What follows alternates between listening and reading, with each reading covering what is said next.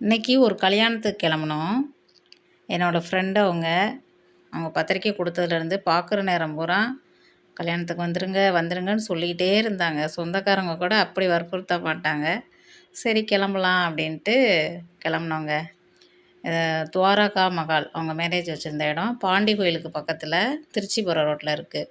அந்த மகால் செம்மையாக இருக்கும். இதோட நான் 2 டைம் தான் அதுக்கு போயிருக்கேன். அந்த மகாலுக்கு நல்லா ஒரு பார்க்குக்கு போன ஃபீல் கிடைக்கும். அவ்வளோ அழகாக இருக்கும். உள்ளெல்லாம் லைட்டிங்லாம் செம்மையாக இருந்துச்சு. மேரேஜ் எல்லாம் பார்த்துட்டு சாப்பிட கிளம்பிட்டோம்.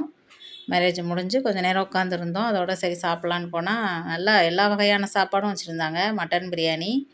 நாங்கள் மட்டன் பிரியாணியும் மட்டன் குழம்பு அது மட்டும்தான் சாப்பிட்டோம். சாப்பிட்டுட்டு முக்கியமான விஷயம் என்னென்னா அங்கே மொய் எழுதுறதுக்கு பில்லுலாம் கொடுத்தாங்க.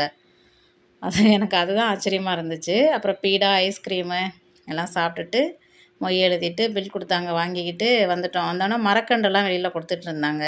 சரி நம்மளுக்கு என்ன வேணுமோ எடுத்துக்கங்கன்னாங்க. இவ்வளோ சொன்னால் பத்தாது, நாங்கள் 4, 5 கன்று எடுத்துக்கிட்டு கிளம்பிட்டோம். அங்கேருந்து கொஞ்சம் தூரம் தான் நாங்கள் இருக்கிற ஏரியா.